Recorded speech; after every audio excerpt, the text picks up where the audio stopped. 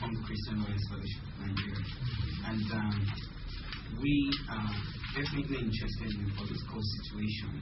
But a more lasting solution to this problem is one if we can pursue in the Federal High Court with which they were to carry on this already do. Because if we have a judgment of the Federal High Court saying that this is wrong, then it goes to the very root of the implementation of Sharia in all the states. So we are really interested in pursuing a judicial decision which will from henceforth stop automatically any other infringement of human rights through religion. So, like I said, we're all in support, and we'll try and help you with more of our leading lawyers who, are very good with issues of employment laws, especially with the federal government.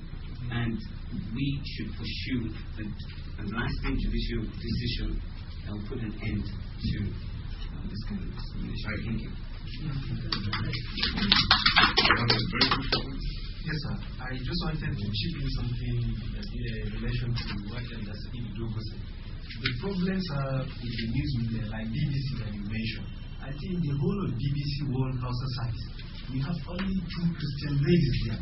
Aisha to Musa from the Nigerian Republic and Bilkis Labaran. The indigenous Christians are here, but they will never employ them. And the kind of Hausa sometimes they are using, some of the proverbs and terminologies, it's only the Hausa man or Hausa Christian that will understand that they are completely in support of Islam, but not never Christianity. Somebody like me, I'm a typical Hausa man, so whatever the level of Hausa they are speaking there, I will know. There was a day, I think during one of their programs, I was listing almost 10 words that seem to be provocative to the Christian side, but supportive to the Muslim side. But yet, the people in the UK will never know that unless the indigenous Christian Hausa man is the only one that will know that. So what I want to suggest here, sir, if there will be possibilities to be employing Hausa Christian to work in the BBC World Service along with the Muslims, and I believe it is going to happen. Could I just add to that? Sorry, because since I was in your part of the world in January, there was a meeting called by the BBC, in Parliament. It was not on the floor of the chamber, but it was in one of the Parliament committee rooms. I raised this issue, and I was advised, and so did others. I wasn't the only person who raised it, but other Nigerians did. I think it was the African service. And the answer was, give us the evidence. If you give us the proof, then we will know that there is cause for concern, and we can take some appropriate action. But they said nobody has complained, and therefore we have no reason to intervene. So you must provide the evidence if you want some policy change. Right now we have a project that's going on at the moment. Okay, I must confess, maybe so. We have one of it. And that is on behalf of the Macedonian initiative, our leadership is going to be presenting some tokens of support. And I'd like her to. Thank you. Well, in addition to the Macedonian initiatives, support which I hope will be helpful in the very difficult situations you have described, and our hearts really go out to you, I would support some personal gifts from London. And you just describe what they are, because they are symbolic gifts, and I haven't for you ladies here. I have 11 in all, because I think there are 11 of you still suffering very badly. And you will see it's very feminine. So I hope the others will take it. I'm going to find another gift for them. But it is in the shape of a heart.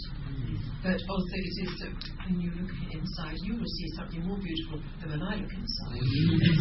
But it is in the shape of a heart for 2 reasons.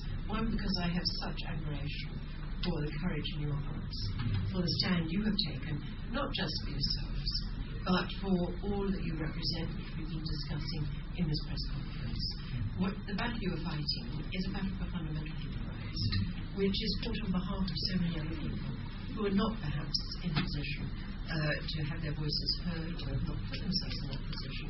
But your decisions, your battle, and I hope and pray your victory for human rights hearts will be a victory for them as well. So I really admire the courage in your hearts, your professional heart, for providing the best possible care for your patients, for healthcare in general in Nigeria. And it comes from my heart. But on the front you will see the symbol of the British Parliament. It is called the portcullis. It is the symbol of the British Parliament. So it also comes from a nurse who has the great privilege of also being in Parliament, to be an advocate. So I've got one for each of you to take with you and to your colleagues who are not here. With my heart to your hearts, and may our hearts join together in professional solidarity for human rights. So if I follow your names one by one, I'll show you that you give honor for you to receive leadership. Check and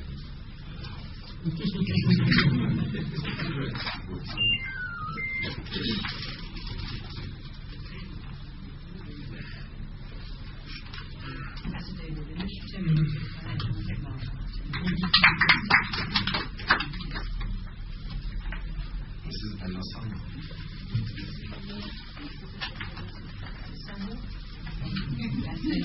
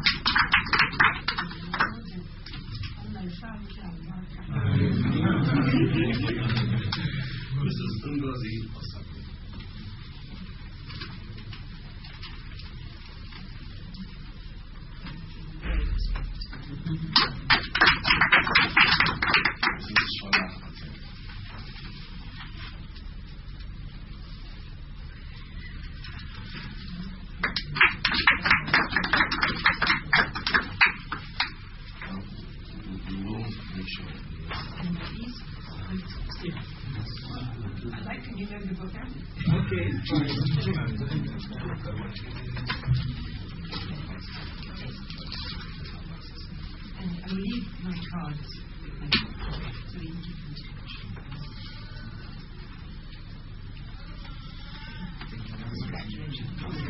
Thank you.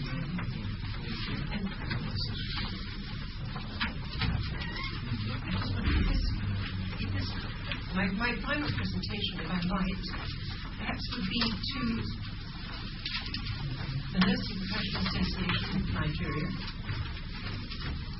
This is a book, and I apologize, it has my face on the front, but it is not predominantly about me. I was asked if they could write a biography, and I said no, because I'm not interested.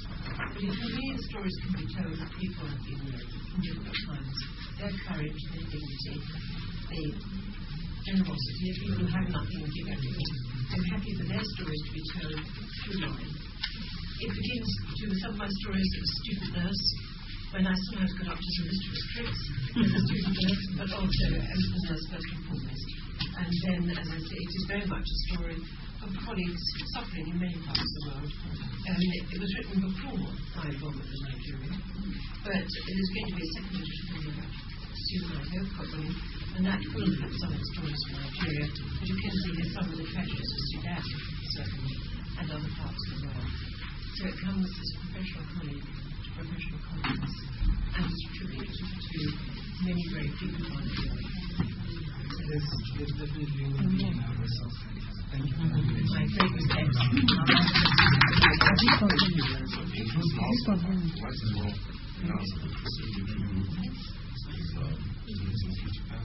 Let me share just one word of prayer because we have to dash to the next area.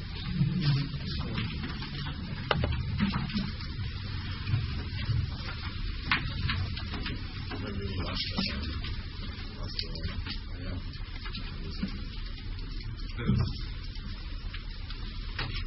Our Father, we thank you for this.